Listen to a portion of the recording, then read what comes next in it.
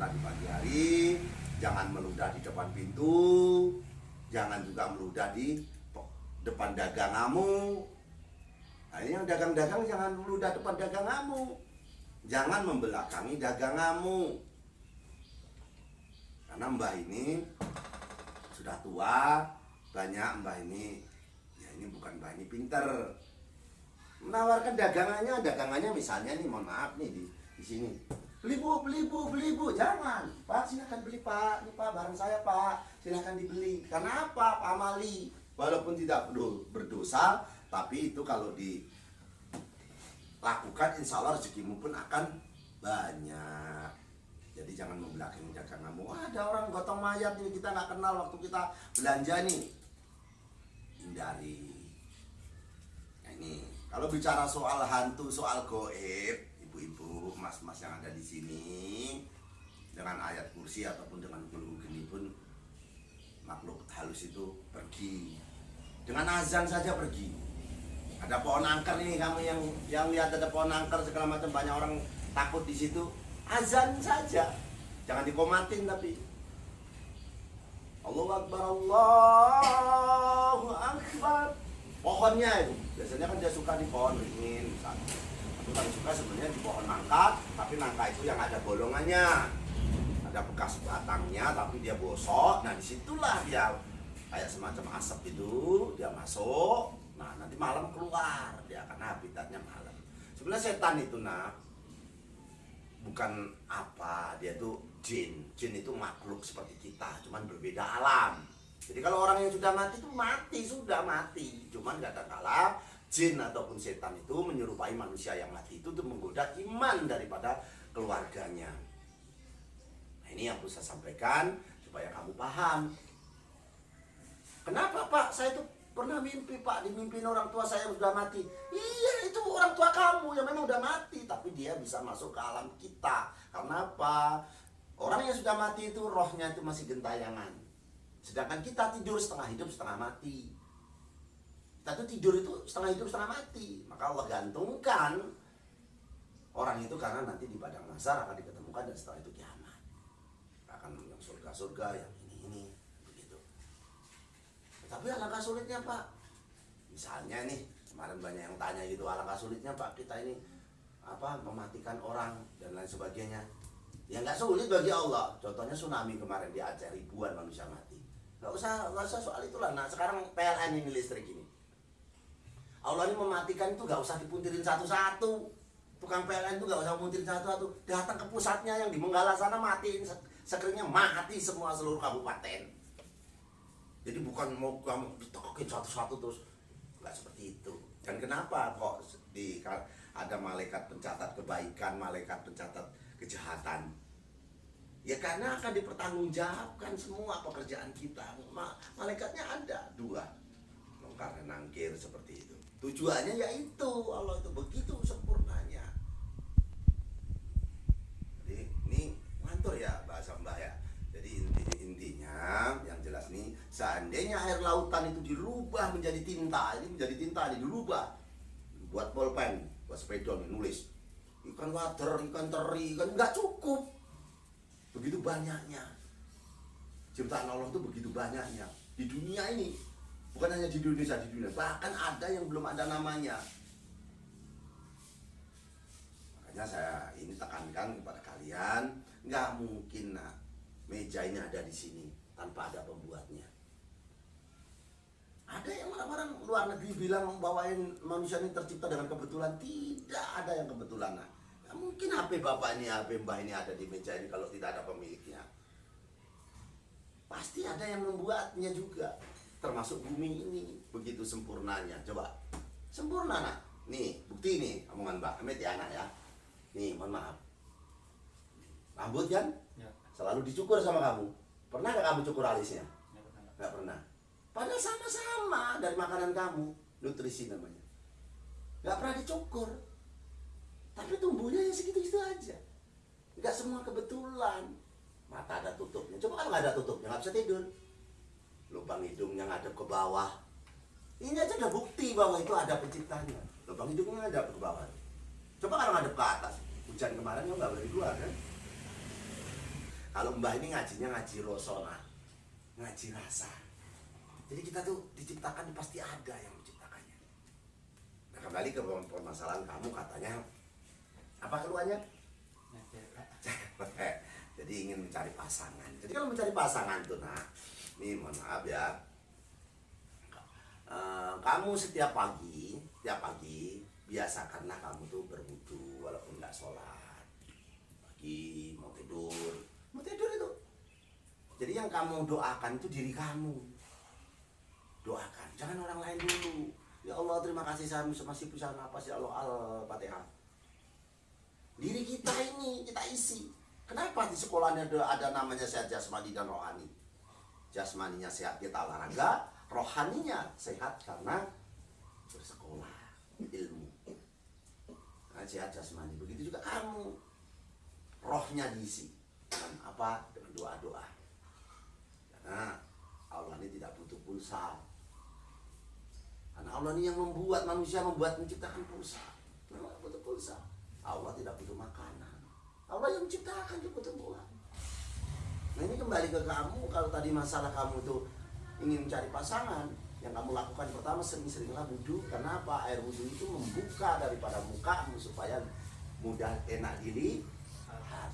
Bukan mudah dilihat, emangnya bisa dibilang enak dilihat. Jadi seringlah mengenai air wudu. Karena air wudu itu walaupun tidak untuk sholat, tapi bisa menjatuhkan dosa-dosamu dari sela-sela kuku kita. Dari kuku itu jatuh dosa-dosa kita berjatuhan dengan wudu. Bersihkan semua dari lubang ini, kupingnya, lubang hidungnya. Jadi sangat berguna. Nah ini yang saya sampaikan ke kamu yang perlu. Itu dulu. Setelah itu kok ya mbak ya, kok mudah seperti itu wudu. Saya sudah melakukan wudu tiap hari ya sudah. Mau keluar itu kamu pakai doa Nabi Sulaiman. Karena Nabi Sulaiman ini nabi paling kaya. Sampai Ratu Bilqis saja dinikahin, istananya pun bisa dipindah, bisa bicara dengan binatang. Kalau yang paling tampan itu Nabi Yusuf. Nah, Nabi Yusuf itu tampan seperti bulan purnama. Tapi kalau Nabi Muhammad seperti matahari dan bulan purnama, sudah ganteng, gagah dan berwibawa. Itu Nabi Muhammad. Ini berarti saya gimana mbak? Bukan Nabi Yusuf, ada doa Nabi Yusuf. Tapi ini mbak jangan ngomong doa Nabi Sulaiman karena pendek. Innahu min Sulaiman wa innahu bismillahirrahmanirrahim. Sudah basuh mukanya 3 kali keluar. Halo cewek. Wah nggak kena mbak. Kasih itu bawa tai lencong, tahu nggak? Tainya ayam tuh. Mesti kamu toilet ngejar kamu nanti ceweknya itu. Yang nggak semudah itu langsung wah kena bah, nggak kena bah ya. Itu melalui proses ya. Harus diasah dulu. Innahu min Sulaiman wa innahu bismillahirrahmanirrahim. Bangun tidur doakan diri kita. Ya Allah terima kasih engkau masih kasih nafas untuk saya. Karena nafas itu yang paling berharga. Nah di rumah sakit itu udah berapa. Jadi rezeki ini banyak orang ngomong dikit-dikit rezeki itu duit. Rezeki duit itu nosen. Oh bahasa Inggris tuh. Ya bagi saya itu bukan nosen. Jadi harusnya ya kesehatan. Yang paling utama itu kesehatan. Paham kan? Jadi yang dibacakan Fatihah itu untuk diri kita. Karena kita bangun tidur dan apa? Mau tidur pun harus menggunakan wudu tadi. Kirim orang tua kita misalnya yang sudah meninggal, itu menggantung orang tua kita tuh bisa kemana-mana karena menggantung. Tidur kita juga menggantung. Nah itu ilah rohi Al-Fatihah, namaku namanya siapa, sebut. Ya kalau masih bisa semuanya sebut. Tapi kembali lagi ke inti yang jelas kamu tadi cari pasangan. Oke, cari pasangan seperti itu doanya. Tapi yang terpenting adalah adabnya, tata cara kamu bersopan santun. Karena wanita ini perempuan ini suka digombal. Nah, wanita ini suka digombalin, laki-laki suka gombal, gombalin. Jadi 11-12 ya. Jadi mudah sekali. Jadi wanita itu godaannya adalah uangnya ya.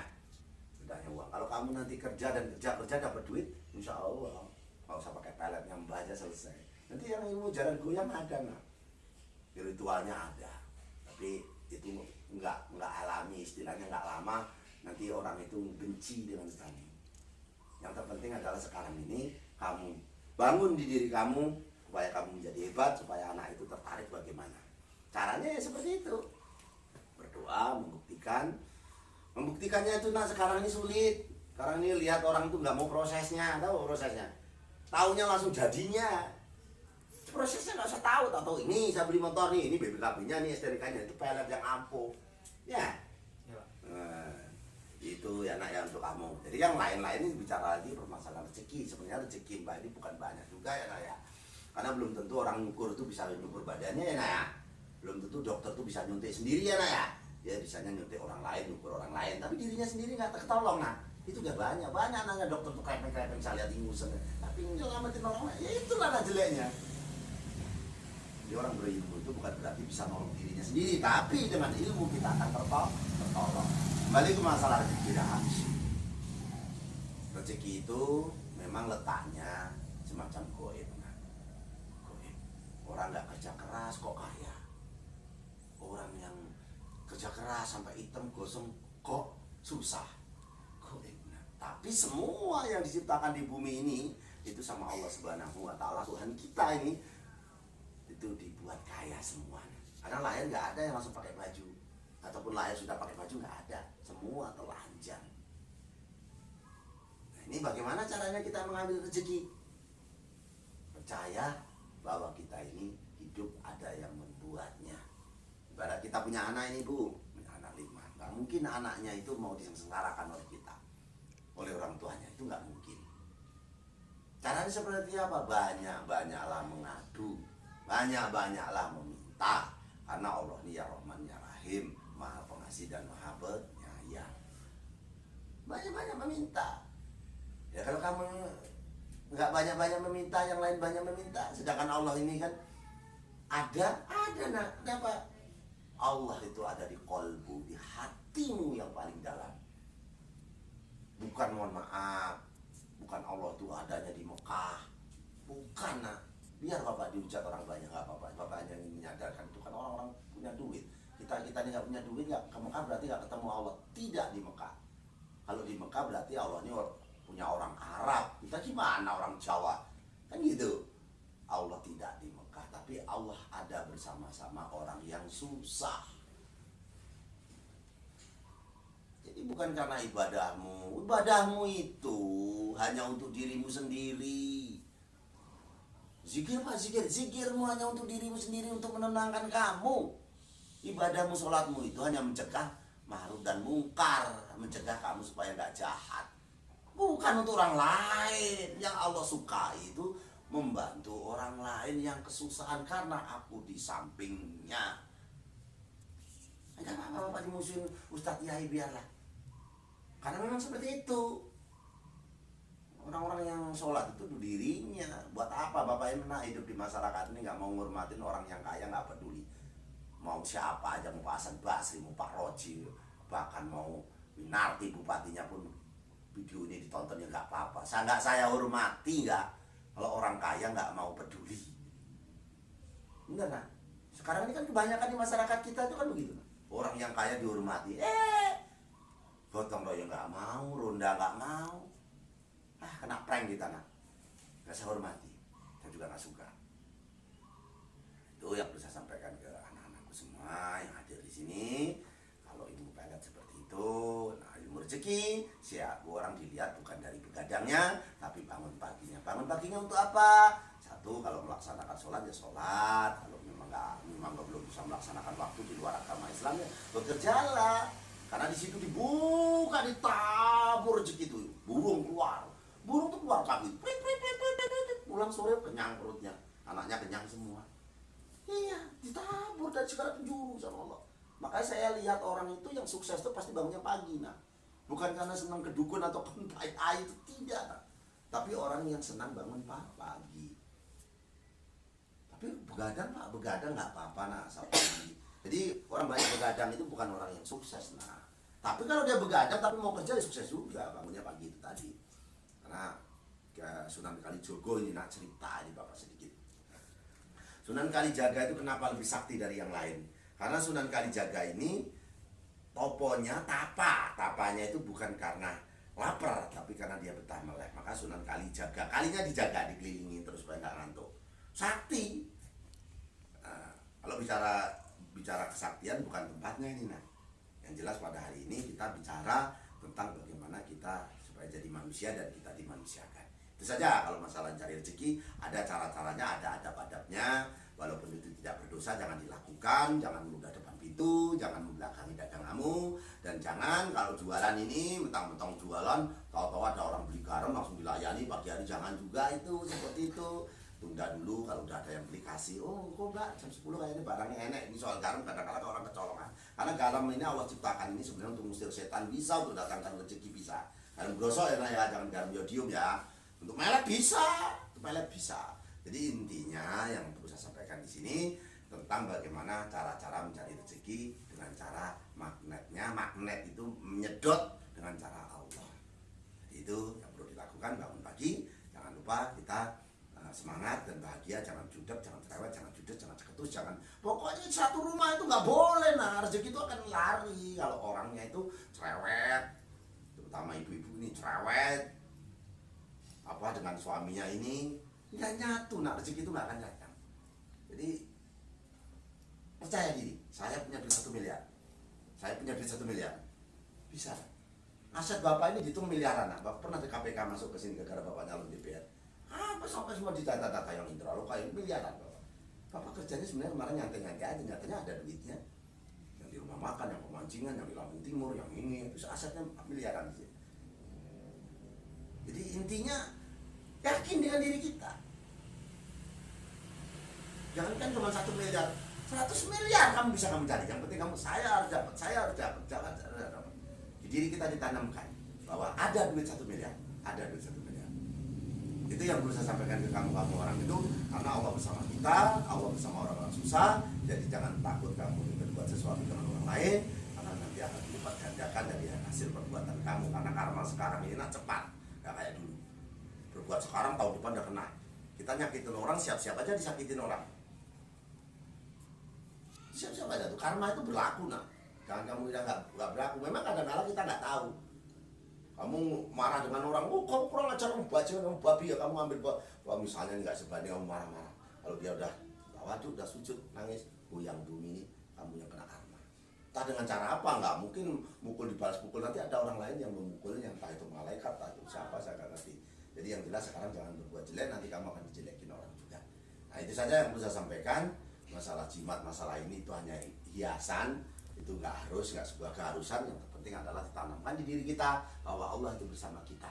Allah itu ada di kolbu, di hati yang paling dalam. Kenapa saya katakan di kolbu? Sekarang kamu mau berbuat jahat itu ada omongan, jangan nih. Ada, Allah itu melarang dengan sendirinya lewat aliran darah kah, lewat saraf kah. Itu bukti bahwa Allah itu ada sama kita. Walaupun kita nunggu perintah dari Mekah kelamaan. Jadi itu saja. Saya akhiri dulu lah. Kita berdoa tadi kemarin sudah saya sampaikan. Doa itu adalah tangan, guratan tangan dengan tangan satunya ketemu, maka menghadap ke kiblat, tangannya sebahu. Sebahu, enggak. Oh, ada yang doa sampai ada yang begini. Saya bukan mengatakan itu enggak benar. Nah, pengetahuan Bapak sesuai dengan ilmu yang pernah Bapak dapat. Tak dari mana saya nggak ngerti, sampai sekarang pun saya pusing tentang ilmu.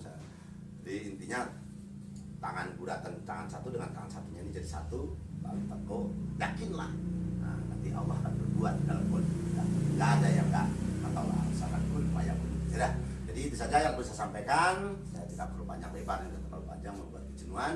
Nah, saya akhiri dulu. Wabillahi taufiq wal hidayah. Wassalamualaikum warahmatullahi taala wabarakatuh. Waalaikumsalam warahmatullahi wabarakatuh.